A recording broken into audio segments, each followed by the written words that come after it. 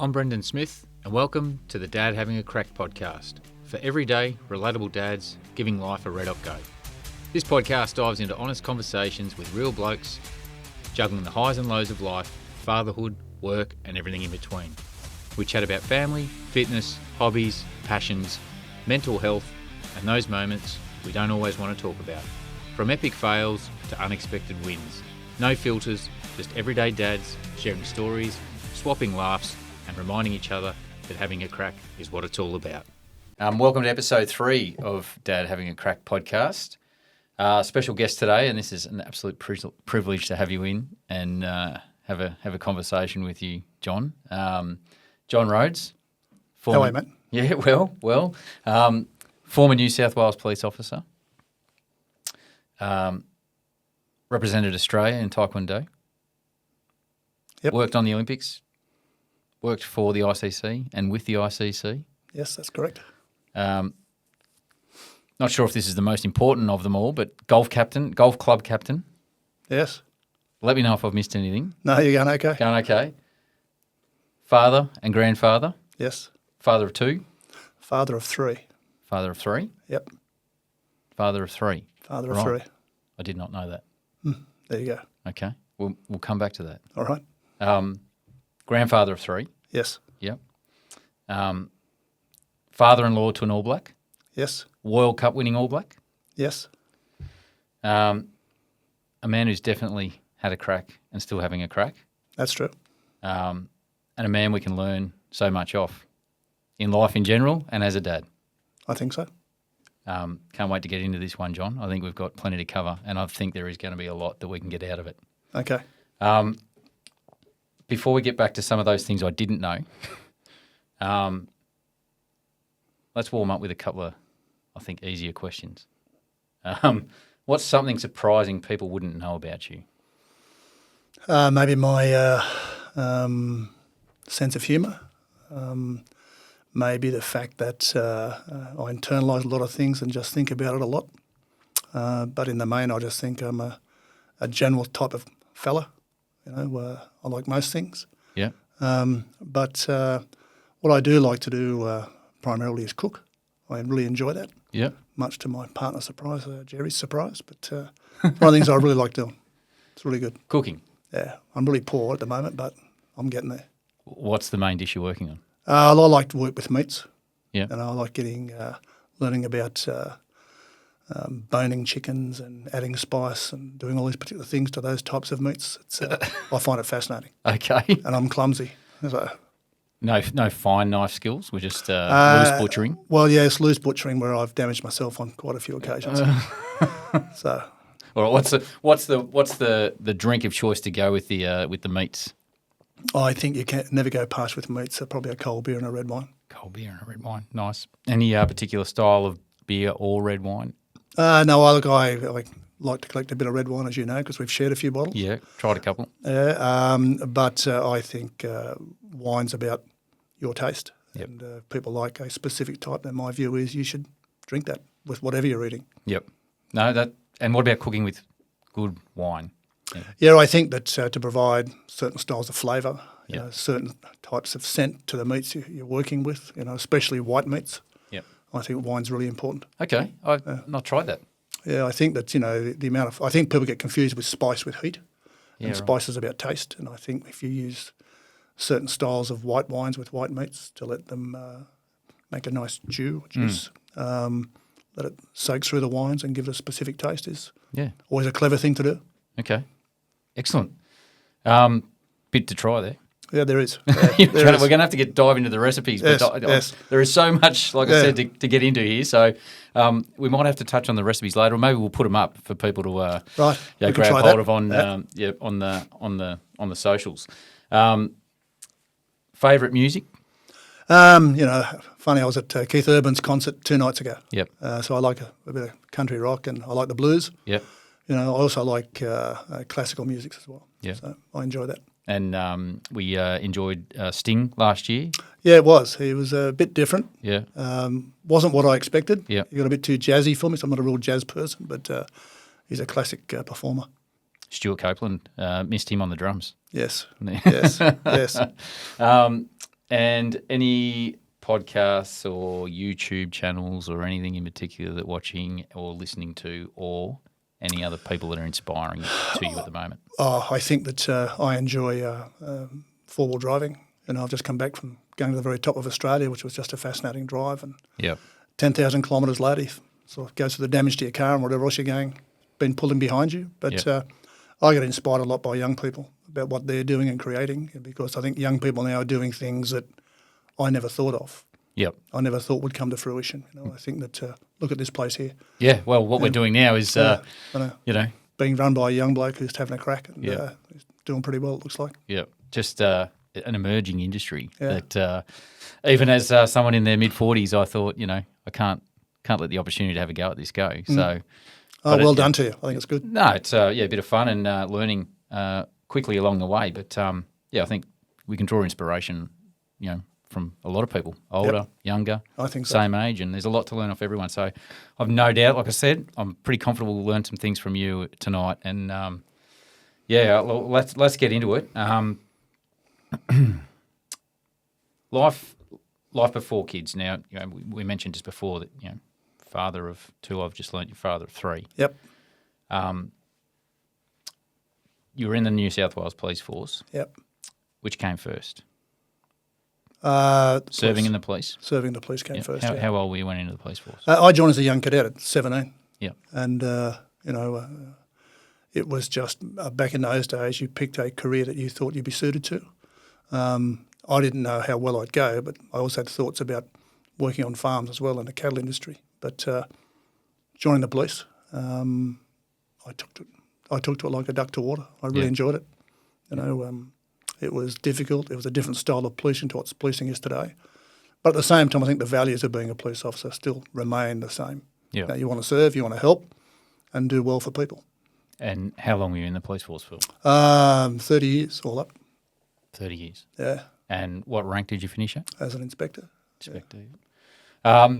Probably there's a lot, again, that we could discuss about your role in the police force and many things you did in the police force. What was the best role that you had held in the police force, or the one that you think was the most influential in terms of changing something or having an impact?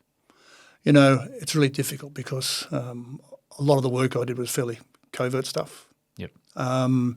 So that's not well recognised or seen as by members of the public about what's actually happening behind the scenes, which is happening 24 hours a day, 7 days a week in all jurisdictions, not just New South Wales. But so you like to think you're making a bit of a difference in those particular things by taking high-risk criminals away from the streets and prosecuting them and putting them before courts with the view of putting him in jail, which is part of a policeman's role. Yeah. But I think what really struck me at my time in the police was the difficulty that women had in all facets of life, looking after kids, especially in areas where the socioeconomics were quite poor. Yep. And at night time you'd find young ones walking around the place. So, we used to do McDonald's runs on those particular things and feed those little ones just to get them back home because, alcohol and drug abuse was a major factor. So, little ones just didn't know right from wrong. Yep. But just lost. Sometimes it helped, sometimes it didn't. So this is throughout the 80s, 90s, yeah. Yep. So what year did you finish? I took a contract with the New South Wales Police in 1998 to work on the preparation of the security process for the Olympic Games. Yep. And I left the police just after that. Just after the year 2000, I resigned from the police. Yep. So joining around 17 Yep. in the cadets. Yeah. What at that stage of your life, where did you see it heading in the police force, and what was your aim? I was a typical 17-year-old, not real smart. Just had no idea where life was going to take me. Yep. Each week was just a different thing. I was playing footy, rugby league, rugby union, and in the academy in those days, it was a lot of learning in relation to law. You really had to know your law. I'm assuming it would be the same nowadays. But there's a real emphasis put on learning the intrinsic values of how to be a good police officer. And And then you have these values where you walk out, pretty headstrong, then you go to a police station and then you learn the actual side of policing, the operational side of policing, which is completely different from the theoretical side. Yeah. So then, you start to go to different places and do different things. And in the police agencies, they allow you to go to different places and learn a lot. Then you make a choice about which way you want to go. Yeah. And what stage did you make that decision to change direction? I was given an opportunity to join a tactical group of police and learn about real high-risk crime. Yep. And that was about engaging with violent, armed people who did not want to surrender nicely. Yep. And we were given the role of arresting those people throughout New South Wales. And it was a difficult job at times because, there's a view that some criminals aren't very smart. Well, that's just not true. Yeah. They're very smart people. And when you start dealing with people who are sociopaths and have got very little regard for their own survivability, and they don't care about you at all or anyone you're attached to, then, you have to learn very, very quickly about protecting you and protecting your family from, being very, very covert and all the things that you do. Yeah. Fascinating. When you're at this stage of the police force, had you become a father at that stage? Yeah, married, kiddies, and my eldest one never believed I was a police officer because she had long hair and a beard. And I think the very first time I shaved and had a shorter haircut and put a police uniform on, she was quite astounded. Yeah, right. What age would have that been? About 14. She said, "So you are in the police?" And I said, "I am." And she was quite fascinated. She thought you were making it up. Yeah, I don't know what she thought I was doing, but you did a pretty good job of being covert. And in those days, I wasn't home a lot either. I was away a lot. Well, that was sort of where I was heading with that. If that, having a young family and trying to hold down that job, how did you go with that, or how do you think you went with it? I think it's very hard for a dad to judge themselves. Yep. I think that as any dad will tell you, no matter what their scope of work is, you learn to do the things based on being a father, based on your dad, your mum, and you learn from them because that's your only guide. Yep. And then you've got all the social responsibilities. You've got financial responsibilities. You've got babies that need a change, especially daughters, who need a change of clothing. It seemed to me every day of the week. Yep.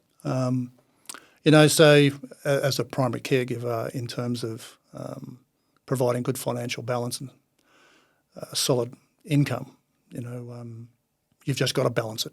Yep. And sometimes it's to the family's detriment, but I justify that by saying, well, I know that what I'm doing, one, is really important, but it gives some financial stability to my family. Yep. I couldn't imagine, trying to balance that. With that particular job that you had at that particular time, and I'd imagine you had a very supportive wife. Oh, it was very, very hard, when your little ones are standing at the door saying don't go, and they're crying and you just have to. And I was gone sometimes 2, 3, 4 weeks at a time. Yeah. Or sometimes just disappearing in the middle of the night and then coming back later. Yeah. And I'd imagine your wife at the time would have known what you were doing. Yep. With an element of fear that, you were talking about, how hard some of the criminals were and how dangerous it was. How did you carry that when you were off doing that? I thought I did it pretty easily, to be honest. Yeah. That's what I used to think. But when you talk to your family later, you realise that you didn't. Yeah. And sometimes you come back a little bit closed, a little bit cold. And then you learnt, maybe all those things I thought I was doing correctly, I wasn't. Yeah. So I think I've said to you earlier that I think every police officer in their head carries a little box, and you push all the bad things in the box, and sometimes the box leaks, and you learn how to deal with that leak. Yeah. It's not alcohol for me, although for some police it was. Yep. But to me it was about going out to the gym, crushing myself with training, and then feeling okay. But some of the things that are in the box aren't pleasant. Yeah. And from time to time they leak. Was that a coping mechanism that you started early in terms of a healthy outlet in a way, training? Look, I've always trained. Yep. I'm still training now. I think that training's very good for you. I think it helps open your thoughts and your mind to a whole range of things because you can daydream when you train, which I think is a really important thing. Yeah. I used to daydream a lot. But I think that for me, training just got rid of the stress. Yeah. It helped those things just sort of get away from me. So do you, in hindsight, feel as though that was the work stress compounded by the stress of being away from the home? It's very difficult sometimes when you can't say where you're going or how long you're going to be away. Yeah. And sometimes you jump on a plane and you go somewhere and you're locked away and doing things for quite a period of time. And then you come home and you try and be the dad that left 2 weeks ago. Yeah. And you miss things. You miss carnivals, sporting carnivals, important things at school, all those particular things. But so in your own mind, you're justifying it. But it's not till later I started to work out that my girls were being affected by Dad not being there. Yeah. So when do you think that started to come to the surface? For me? Yeah. I think when the girls hit their teen years, when they became teenagers. Yeah, okay. Because teenagers do become rebellious. Yeah. As we all know. Yeah. But, and it's hard because as a bloke, you try and make sure that you understand what your role is as a dad and you apply all the things that you know how to make sure that you are a good dad, but no one can tell you whether you are or you aren't. And I don't think you really understand if you are a good dad until you see your babies in as young adults. As young, I'd put the 35 to 45-year-olds, and you can sit back and have a good look at how they're performing, and you can say, I didn't do too bad a job, or didn't do well there. How are they performing? How'd you go? They're outstanding. Yeah. I'm really proud of them. Yeah. They're exceptional ladies, and they're doing really well in life, which is very, very pleasing. No, brilliant. And doesn't come as a surprise knowing you. Thanks. And, how dedicated you are to them and how much you talk about them and how proud you are of them. And well, both my girls live on the Gold Coast, and which is a great place to live, and they're very close there, so it's good. Yeah, well, having grown up on the Gold Coast, there's definitely times in the middle of a Melbourne winter where I wish I was joining them and growing up there. But I just want to go back to when I was introducing you as a father of two, father of three. Yep. Are we able to expand on that? Yeah, we can. It upsets me, but I lost my third child at birth, and that's never left me. Yeah. It's hard to deal with because at the same time, my wife was given the last rites. She wasn't expected to live. I've got two babies at 5 and 2 and a bit, building a house, doing all these things, and then this curveball's thrown at you where you just really don't know what to do. You don't. You're just told by a doctor that a baby hasn't made it, and they're rushing your wife away, and they're doing a whole range of tests on her, and medicine's very full on, and us standard folk don't really understand it. But when you're sort of pushed out a door, and the first person I bumped into was a priest. And I said, "What are you here for?" And he said, "The last rites." And I've turned him around and told him to get out because I couldn't handle that at the time. And then you've got the other factor of telling family, because all the families thrilled. You're at the hospital having a baby, but it's not turning out well at all. It's the ultimate 360. It's your emotions go from real excitement and happiness to utter despair because you just don't know what you're going to do. Yeah. And I am an emotional person, always have been. And it was hard to think about what do I do next. I rang my brother and I said, I've got a real problem. And he was obviously outstanding. But it was just how do I do things? I was just lost. Yep. I'm totally lost. But I knew the very first thing I had to do was, tell family. But the hard part was telling my other two daughters.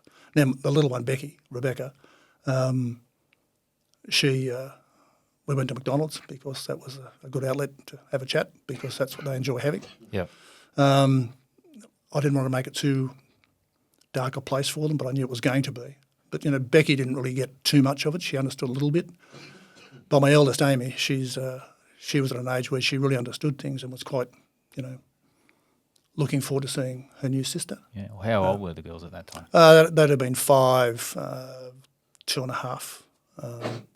And, we'd sort of sat down and we had a running name list, like we had, Amy, Rebecca, Elizabeth, Jane. So, and the girls had all been part of that, so they couldn't wait for Elizabeth Jane to come home, which obviously she never did. Yeah. But being at the place and speaking to Amy, I was astounded about how well she took everything. I spoke about, I'm not a real Christian person to be honest, but to make it easy for them, I spoke about heaven and those particular things so that it may ease things for them. And Amy was quite stoic, she surprised me a lot. But when she was staying with her grandmother, when things went south, and after telling them I sort of dropped them back at their grandmother's and I had to go back to the hospital and I was sort of driving back to the hospital and I had to make a phone call back to make sure they were okay and Marge said to me, can I tell you what Amy just said? And I said, sure. And she just said, Daddy just told us that my sister's not coming home and she's going to heaven and she said, Grandma, I didn't cry because I had to be really strong for Dad. Far out. That's a 5-year-old. And that still upsets me. Yeah. But, and I probably, to this day, get, as you can tell, upset. But at some point I've got to go and see someone. It's only been 35 years. Yeah. And I probably should go and see someone, maybe try and get some of this darkness away from me. But it is difficult because as a dad, I think every dad makes a vow when their baby's born that you'll stand in front of a bus to protect them. Absolutely. And you didn't, and you can't.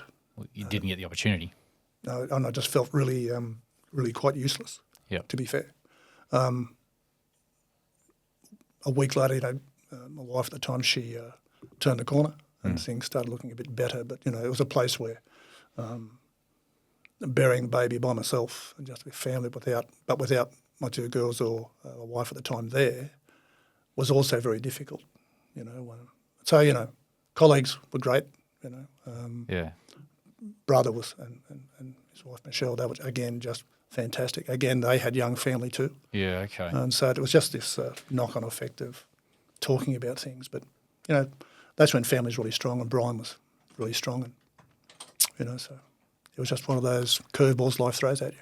It's an extraordinary curveball, John, and it's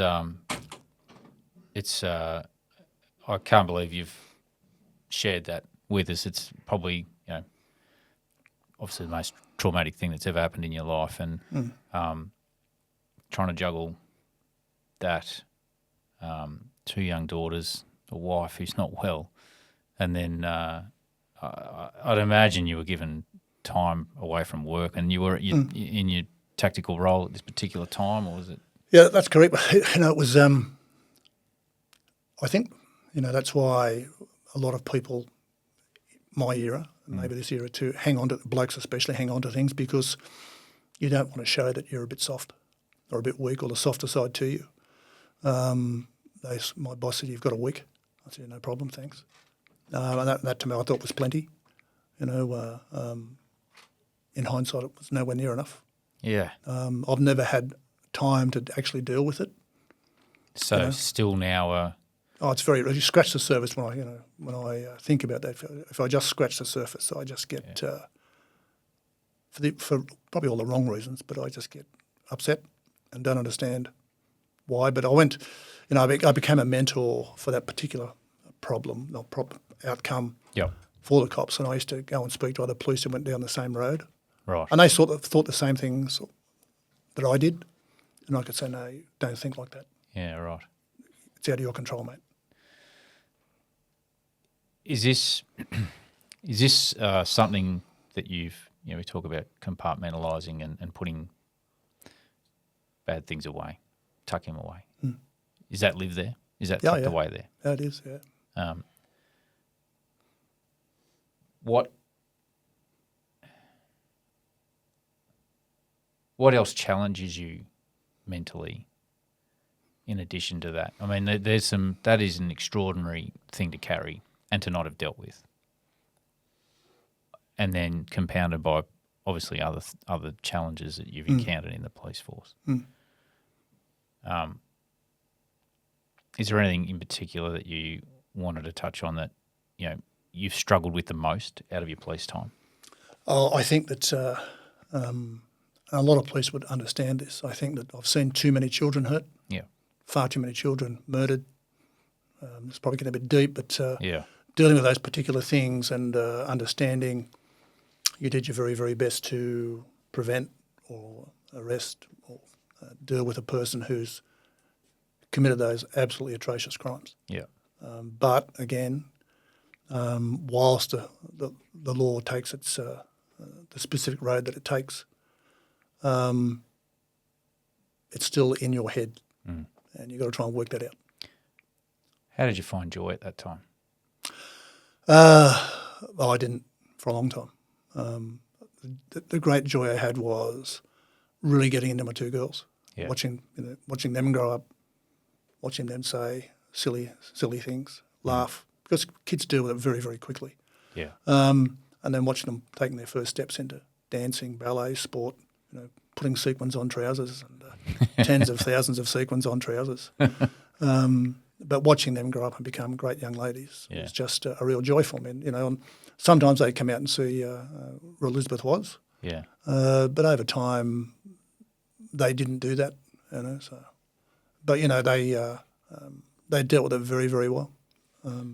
Becky, the young one, she speaks to me about how good it would have been to have had a younger sister. But I said, just take strength from being the great person you are now. Yeah. A strong, confident young lady. So that's the joy I get. Yeah. Did they drag you down any interesting paths in terms of being a girl dad, getting dressed up, or do you allow yourself, did the softer side come out at some point, John, with the girls? I could probably answer that, but my girls would probably say that's just not true. Okay. But they'd come down the stairs and I'd say, you are not going out like that. Yeah, right. It is just not happening. Okay. And then, having boyfriends turn up at the door. Yeah. And I was really happy to see them. Yeah. and that just was, but I just, I knew my girls were smart. And I think that as a dad, I wanted to make a goal that, by the time they reached the age of 14, I understood that I really don't have too much impact on their lives anymore. Yeah, okay. They're going to high school. Yeah. There was really big people. Yeah. They see things and do things that I have no control over. So all you really hope is that you've taught them well enough to make good decisions. So you trusted them? Absolutely. And the young men that they were probably involved with were probably shit scared of you. Well, I think I was a big lad then, and I made sure I shook hands in a very manly way. But at the end of the day, life is what it is, and the girls need to make good choices. And if they make bad choices, they learn from that. And they made some bad choices. Yeah, okay. Were any of them aware of your exploits in terms of representing Australia in Taekwondo? No, but I think my girls let them know if things got a bit funny. Yeah. So, but I have to say I didn't have too many issues with any of the boys. Yeah. I had to step into some fights out the back with one of the girls' parties and say, just relax, boys. Yeah, separate everyone. So it's okay. Yeah. But I never had any real trouble I had no trouble with my girls. Yeah. Oh, well, that's a credit to you. And you've juggled so much. Representing Australia in Taekwondo, to lighten it up a little bit. Yep. How did you get into Taekwondo? I used to box and I played a lot of rugby. Yeah. And a mate said, I want to go to this karate night. And I said, what for? He said, it could be good. And I said, okay, I'll come with you. And I went to this scout hall in Enfield in New South Wales. And there was a fellow there called Sung Soo Lee, and he was this diminutive man, very tiny guy. Yeah. And I couldn't believe the way he moved and what he did. I couldn't believe what the class was actually doing. So I got really excited by it, and I was probably 20, I think, Right. 2021 maybe. And he came and spoke to us later, and he had this stare that just put me back a bit because it was a really confident, strong-looking thing. And Did you borrow his stare? Because Oh, no. I think when I first met you, it was that 1,000-yard stare. I went, ooh. But I studied with him for 16, 17 years. Yeah. You know, and lucky enough to win a state championship, an Australian championship, and then represent. You know, so it was good. You know, I still have my very first Australian tracksuit at home, Yeah. and funnily enough, it doesn't fit. Okay. So what year is that? That's 1979. Okay. So Asian Games, 1979. And brand of the tracksuit with full Adidas. track. Okay. Adidas, yeah. 3 stripe, full Three length. stripes, yeah. Green and gold, yeah. That Coat is, of arms. do not tell anyone where that is. Yeah, that's really good. We'll find it marching up High Street. That's all the rage at the moment. The full track, 3 stripe. Funnily enough, I had a great sponsor, and he got a set of photos done, and it's got me, you know, all these medals around my neck. Yeah. Echo Mark Spitz, the great American swimmer, Yeah. and you know, long hair, big, you know, 1980s moustache, and Jerry, my current partner, she loves showing people. Right. And, it's rather embarrassing, to be fair. Rather embarrassing. Nothing to be embarrassed about representing Australia. Oh, and I think that I did really well. You Yeah. know, it was tough. You know, I drew with a world champion. Yeah. It was, you know, it's a punishing sport. It's really tough. It's a hard contact sport. Fought over boxing rounds of 3 minutes, and it taxes everything about you. Yeah. You know, and I think there's nothing more taxing and confronting than understand a bloke you're facing wants to hurt you, Yeah. and you've got to deal with that. You I know, so. never had the guts to try martial arts. It just looks... I don't think it's guts. You know, I think it's about believing in you. Yeah. I think everything in life's about believing in you. mental. Yeah, I think mental. I think that everyone's great. You've got to believe you're great, and you've got to put the yards in to become better and greater. Some people don't do the last 2 bits, but I think everyone's great, and everyone, as long as you're having as you say, having a crack at doing something and putting the best effort you can, Yeah. then you can say you're doing okay. You know, it's just sometimes I think it's people who just have a bit more talent and put in a bit more time that stand apart from the rest of us. I think if you look at AFL players, NRL players, you know, just some people who are just so gifted, Yeah. just gifted in what they can do. Who's finish off the Taekwondo? How far did you go? I became a silver medal in the Asian Games. I went to the World Games, made the semi-finals there. Sorry, that's not right. I made the quarterfinals there. And then that ran for about 7 years. I was supposed to go to Taiwan and compete over there, but it wasn't paying the bills. Yeah. And so when you're training at that level, you've got to put a lot of yards in terms of training. And I just couldn't balance both. So this is the balance between the police force and your role there and working. Yeah, so my ultimate responsibility at the end of the day is looking after your family. Yeah. That's your ultimate responsibility. So I just had to I had some great sponsors, but that was clothing, Yeah. you know, a few bucks here and there. Yeah. We're not talking big dollars in the 80s. No. So it was just about then me saying, okay, I've done my bit, I've done okay, and it's time to get back to work. Yep. And I think most people in those days, like I used to work, you know, 2 or 3 jobs, which I Okay. had to, you know. If I was on leave, I'd drive a mate's truck, Really? do all those little things. I think it was just about making the ends meet, Yeah. schooling fees and all those particular things. You know, as we know, children are expensive things.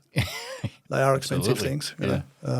And I think, you know, as they grow up, they want to look prettier and nicer. And so Yeah. It's yes, private school fees and or any school fees, going to school, anything, paying for uniforms, paying for books. It's and then now the go to the shops and try to get out of there under $60. yeah, good luck. Near impossible. Good luck. We used to call Kmart the $60 shop. Yep. Yes. Can't get out of there unless you've spent $60. So juggling this full-time police force, part-time Truck driver. truck driver, Full-time dad. full-time dad, Yeah. and Taekwondo at a national level. Fair bit going on, John. Yeah, but when I was doing it, Yes. I just did it. Yeah. Just did it. I enjoyed all the things I was doing. Yeah. But there becomes a realisation as you get a bit older that I've got to do more family. Yeah, okay. Because work is becoming more and more expansive. I'm becoming more senior in the cops, Yeah. getting a lot more responsibility. But again, overwhelmingly, your primary responsibility is your family. Yeah. So you've got to give some things up. You have to. You've got no choice. Yeah. So what were the sacrifices you started to make at that point when you come to that realisation? Well, sport sort of went out the door. Yeah. It became, because, again, look at young families now, mum and dad become taxis. And they 2 cars, they split into different places because children do different sports. Yeah. And it's very rare that you get together in terms of Saturday or Sunday. Yeah.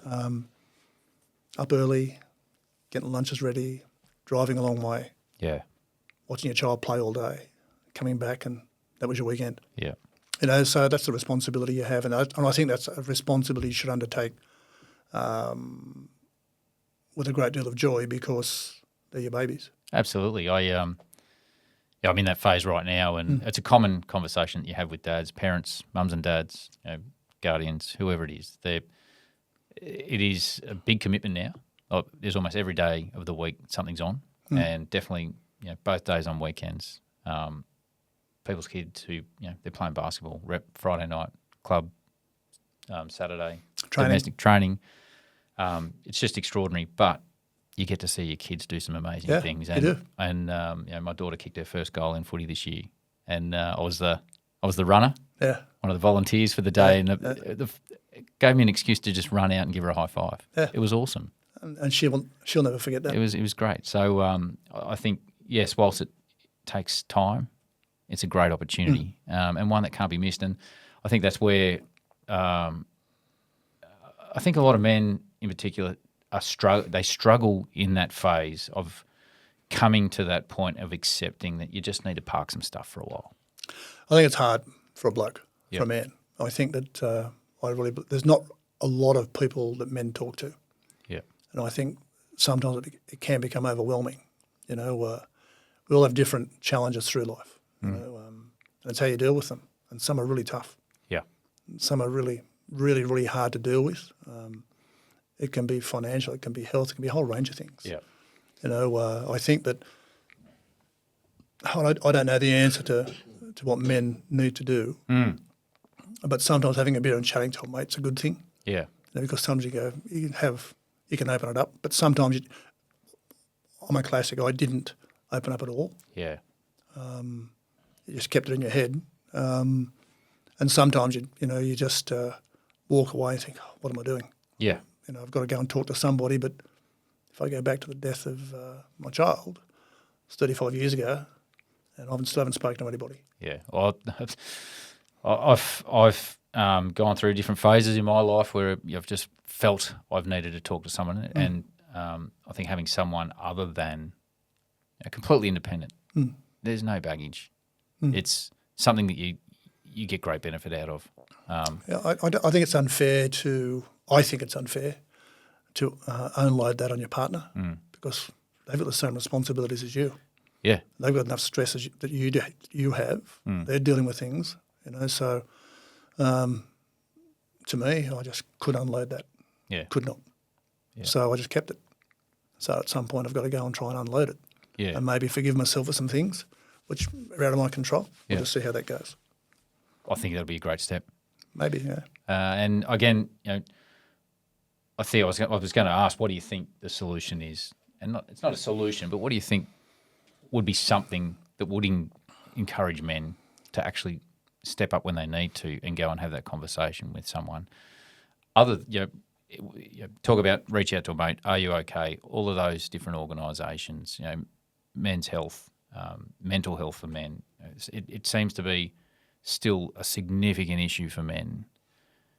Certainly in the middle age, the suicide rate in men is extraordinary in that 30 to 55 range, and this is part of what this is about: is having conversations with men and talking about what it is that they're struggling with, have struggled with, their challenges in life, and for me, being able to open up even as part of this forum, and throw it out there publicly, and have people listen to what it is that people that dads have gone through, juggled, are juggling, are struggling with, may just encourage some to go and either tap a mate on the shoulder and say, hey, you don't know about this, but this is what's gone on for me, or this is what's happened for me, and I feel like it'd be good for a chat. And if we get one thing out of this, and that's speaking helps, I think feel that like that'd be a great takeaway. I think you've got to take an interest in your mates. Yep. And you've got to really look closely at your mates, because sometimes there's certain body language indicators that tell you he's not doing well. I walked up to a mate one time and I said, "You're not okay, what's up?" He goes, "Oh, I'm struggling." I said, "What's up?" And no one knew, but for the past 6 months his wife was being treated for a very aggressive cancer. Right. And he was shouldering everything. Yeah. And, it was just, that's not the mate I know. And I had to go, I think sometimes, "Are you okay?" "Yeah, I'm good, mate, I'm good." Yeah. And you move on. We all do that. Yeah.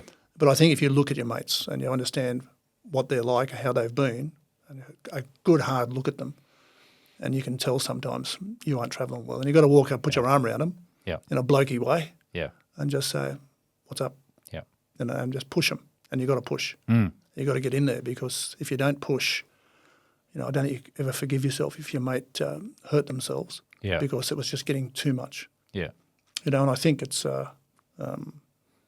as young boys, playing footy, whatever code that may be, you get knocked down, you're told to get up. You can't sort of sit there and have a cry. Sometimes you want to. And I think it just becomes, as testosterone comes in, you want to be a stronger type person. Sometimes you want to follow your dad because he was a big, hard man. Yep. And you want to be that same person. Sometimes, you don't sort of take your mum's side because you're a young man. Yeah. And you think you know it all. And young men do think they know it all, and they don't. Yeah, absolutely. And I think that the more you can be intrusive in relation to the way they're looking and the way they are, and keep talking to them about it's okay to have a chat. You have to feel poor about having a chat. Yeah. But more so your mates having a good look at you and saying, "What is wrong with you, mate?" And taking a real deep interest in you. I think that's, absolutely fantastic advice. And the more we talk to each other, the better. Oh, absolutely. I had to listen to another podcast the other day. Wally Lewis was on it. Was with Mark Howard, the Howard Games. Wally Lewis was, an icon in Queensland with rugby league, and growing up and watching him play.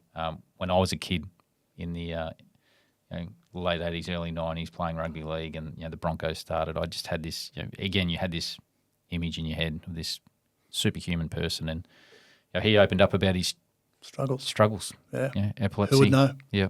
His Who would daughter ever was have known? profoundly deaf, and now he's struggling with CTE, which again is another contributing factor to mental health and challenges. And again, he's been very open about that. And I think when you hear someone like that tell these stories, and even for you tonight, the big, strong, brave policeman, it. Everyone has a conversation or has a story to tell, and has something that they're carrying. And I think, again, if is anything that anyone can take away from this is checking with your mate. I've got a really dear mate up in Sydney, and I dined with him the other night. He's down here with his wife, and he and I have now the ability to have those really in-depth conversations. I don't think I'd chat to anybody else. Yeah. It'd be very hard for me, I think, to speak to an absolute stranger. But I don't know. I may have to try it. I don't know. But, my mate and I are very, very tight. And we know each other really, really, really well. And we know when things are off. You can tell by conversation tone how long they express themselves for, if they express themselves for an amount of time, if they're short. You got to say, and I think you have to ask. Because you can't have your mate, you can't keep beating yourself up. Yeah. You just can't, no matter what the problem is. Where do you find that same camaraderie that you would have had in the police force now? What's your connection to getting mates around you? Oh, I think that being the character I am, who loves having a good joke at someone else's expense. Yeah. I think it's been easy for me to make mates. I've only been down in Melbourne for 11 years, I think. Yeah. So I've got a good circle of people down here, Yeah. Yourself included, where, you can sit down and feel pretty open with people and have some good conversations and take things away from it. You can hear blokes air raid, carry on, and vent. And I think they're all good things. Yeah, great. As long as you can be that big sponge, let it all hit you around the face and such, and just let it sink in and just walk away from you because that's what you're there for. Yeah, absolutely. You can't brush a mate who's struggling. No, you absolutely not. No, absolutely not. I mentioned the golf club captain. Yep. Is that former golf club captain? Yeah. But joining the golf club down here, was that something that gave you that outlet or gave you somewhere to go and make connections, make new connections? Yeah, look, I love golf. Yeah. I like it. I can go and play it by myself. Yeah. I know you can too. I think it's just, you can get sort of, I mentioned earlier, I like to, daydream and walking down a fairway and, golf's got that bad side to it though where your game falls to bits and you fall to bits. And as I've gotten older, I've found out I'm not playing for a farm, cattle station. Just accept what's being placed in front of me. Yeah. I like to think I'm a good golfer. Yep. I'm actually rubbish, and you've got to accept that. Yeah. And you can't do all the big things, Yeah. But being captain, I enjoyed that for 5 or 6 years, I think. Yeah. That was good. You talk about rubbish. Like, we're talking about single figures here. Yeah. Like, we both play reasonable golf, and we've both seen each other at our best and our Yeah. worst, and Yeah. We've told each other when we've been at our worst. And It all comes away when we have that first bottle of beer. Yeah, absolutely. But I think that's golf is a great leveler. It's a great spot for a conversation. It is. I think golf is a tough game because it's the only game where all the blame's yours. Yeah. All the effort's yours. Yeah. And I think when I was playing rugby league at a reasonable level, I was always taught by coaches that if you make a mistake, you got to let it go. Yeah. Take 2 steps and let it go. And I see a lot in golfers who just hang on to it. They make a mistake on the second hole and they're still air raiding at the 18th hole. Yeah. And they haven't let it go, which affects the whole game. Yeah. I think golf and I think sport, you got to let it go. You got to find some part in your game, whatever it may be. Yeah. There's in a very short space of time, you let the error go. Yeah. And allow yourself to play good golf again or play well at your sport. Absolutely. It's a fine art, and I think starting at the age of 11 and taking it super seriously, and then still thinking that you're a chance at 35 and taking it super seriously and thinking the blokes that you're playing with care about your score or care about how good a golfer you are. They don't give a shit. No, they don't care. You watch every YouTube video, you go and buy every golf accessory and you think, this is just rubbish. Yeah, exactly. I just don't have the ability. And the greatest bit of advice I've ever been given in golf is forget about the technicalities of it. Visualise your shot and just hit the golf ball. Hit the golf ball. And every time you do that, that's right. Yeah. So doesn't mean that we're going to be off scratch in this year, but maybe I will care less and forget about all those double bogeys that would have been a great round if I didn't have them. Yeah, I think golf's that woulda, coulda, shoulda type game. You look back at your score and go, that would have been awesome if I didn't have those 3 double bogeys. That's right. You did, you dickhead. That's right. That's all you get. Exactly. We haven't touched on the ICC and your role in cricket. Okay. Fascinating, I suppose, experience working at that level. How did you get into that? And I got a phone call from a guy in London, and he said, there's a job over here for you. And I said, I don't want to move to London. And he said, there's still a job there. I think you'd be surprised that it may open some really huge doors for you. So it was a job that I didn't realise it at the time, but there'd been an identification in international cricket. There was lots of corruption in the game. And not that I knew about that. And the ICC, under a fellow called Malcolm Speed, who was the CEO at the time, spoke to a fellow who was the ex-commissioner of police for London Metropolitan Police, Sir Paul Condon, now Lord Condon. And they put a plan together to bring people, a certain amount of people with certain skill sets from around the world, 6 of them, to investigate, manage, try and interrupt corrupt activities. One side to it. The second part to it was put together an operating system that would educate all people playing the international game. Thirdly, to put a set of operating processes in place, which a code of conduct, where the players must abide by. And that was met with a lot of resistance. Right. A lot of resistance. And I remember going to my very first briefing, and I'd put my hand up and I'd said, are we talking about those blokes out there standing with long white pants on? Is that who we're talking about? Right. And I was amazed at, one, the amount of money that was involved, the severity of the criminal activity, the severity of the criminals involved. I'm talking high-end criminals. Still going on today, but not just in cricket, in a whole range of sports. Yeah. And it was a very tough road, and I did that from 2001 till 2015, I think. Okay, so this was out of the role on the Olympics. I left the police in just after the games finished in late October after the Paralympics. Writing a lot of after action reports. I think we finished up in January of 2001, and by 2001, by halfway through 2001, I'd resigned. Yeah, and then I became successful in that particular role. I went flew to London, went through a very rigorous training program, and it was a lot of suck it and seek. Never been done before by any code in the world, any sporting code in the world at all. Yeah, right.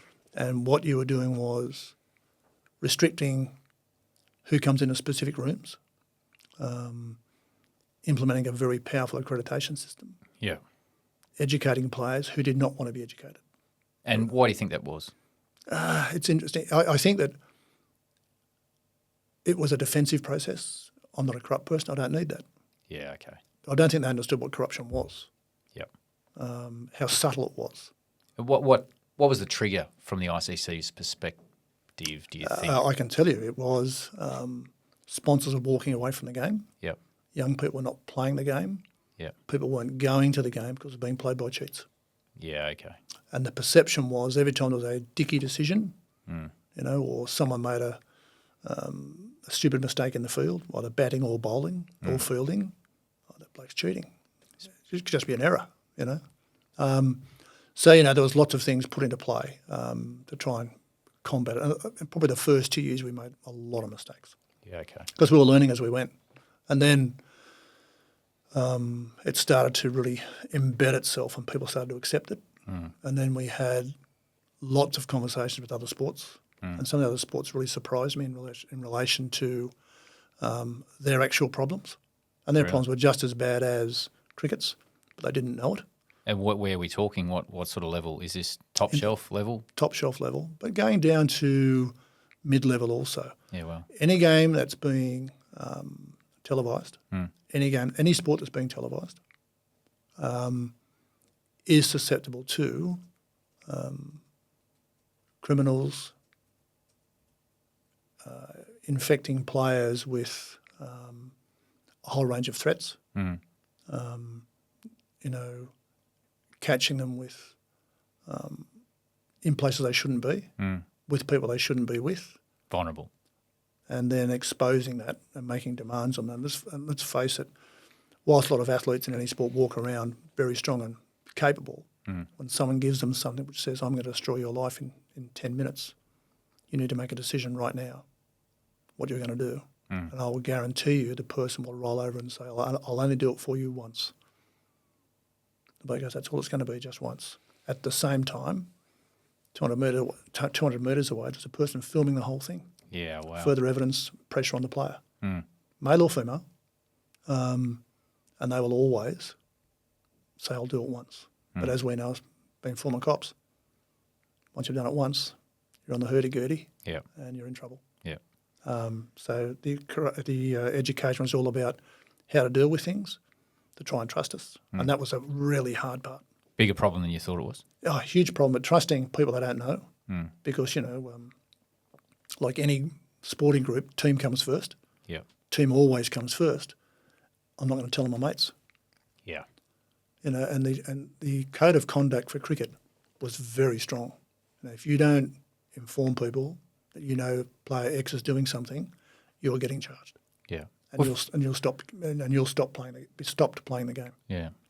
Probably seen the benefit of that recently in some flowing through even to the AFL. I know there's examples of Well, if you look at all the young major guys making mistakes and other players speaking up and saying, that's not ideal. Yeah, well, I think that it starts to put a lot of responsibility on senior players within a team. They know what's going on. But you look at the byproduct from what international cricket did. AFL have an integrity unit. Rugby league has one. Rugby union has one. Basketball has one. Tennis has one. Cycling has one. Boxing has one. And each of the states, like Cricket Australia, has one.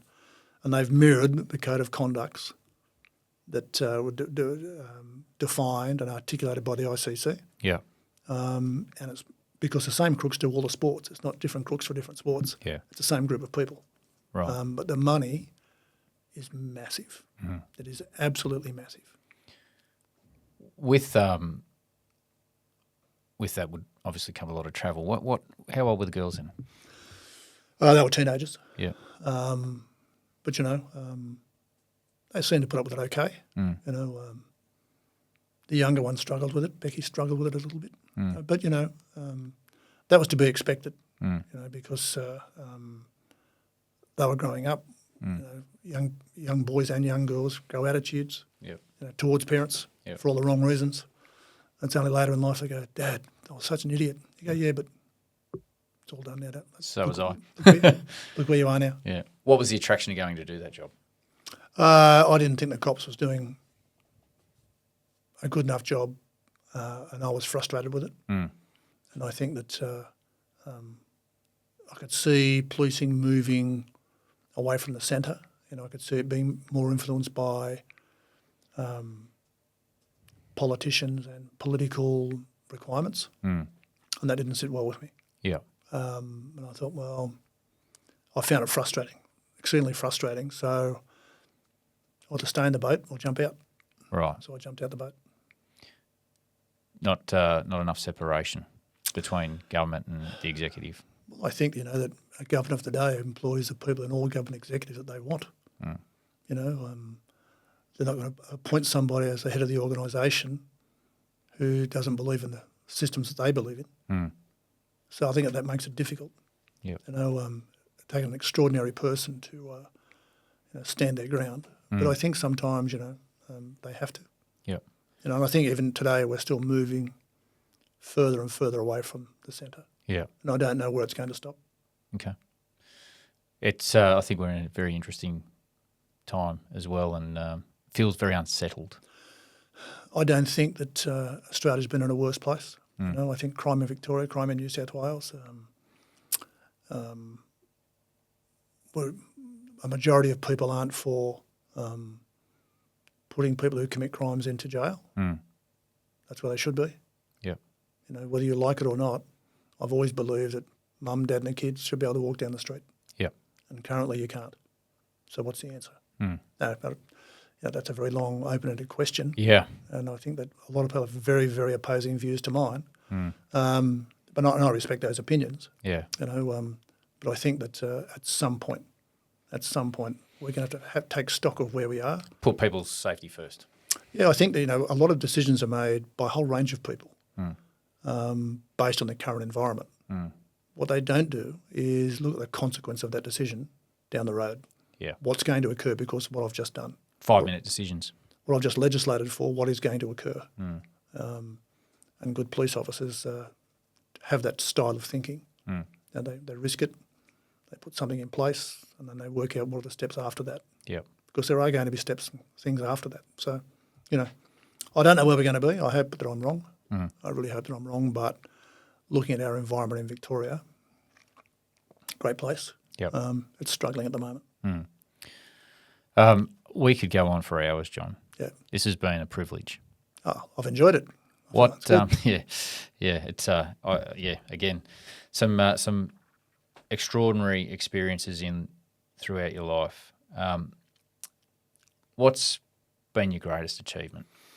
Oh, that's very simple. looking at my two girls Yeah. grow up and do the things that they've done. They're both two beautiful girls, beautiful personalities. They are very open and honest. And what I do like is that they help people. Time and time again, I've seen them stop what they're doing and walk across the road and carry something for someone or help someone. I watch my eldest girl forever putting money into people's hands who are struggling. Yeah. And, that just fills me with a great deal of pride and joy. So that's my greatest achievement. Yeah. Bar none. And what would be one piece of advice you'd offer to dads now who are in that phase of fatherhood where they don't know much? They're trying to work it out and just probably need a little bit of guidance. I think just trust your gut. Yep. Be you, and make sure that the great qualities that you have as a dad are impacted on your children, and let them understand there's consequence to bad decisions. Yeah. But teach them to just be good people. Yeah. And I think if you follow your gut, and most dads are great people. Yeah. I think just follow your gut and make sure that your girls understand that, one, you love them, and two, you'll talk to them and listen to them, and you'll help them in any way you can. And that brushes off down the road with the way they develop. Yep. Well done, John. Cheers, mate. I really appreciate it. Look forward to chatting more when we hit the golf course again. I look forward to that, as well as a cold beer at some point. Cold beer, glass of red. Done. Excellent. All Thanks, yours. John. Cheers, mate. Appreciate it. I'm Brendan Smith, and welcome to the Dad Having a Crack podcast for everyday, relatable dads giving life a red-hot go. This podcast dives into honest conversations with real blokes, juggling the highs and lows of life, fatherhood, work, and everything in between. We chat about family, fitness, hobbies, passions, mental health, and those moments we don't always want to talk about. From epic fails to unexpected wins. No filters, just everyday dads sharing stories, swapping laughs, and reminding each other that having a crack is what it's all about.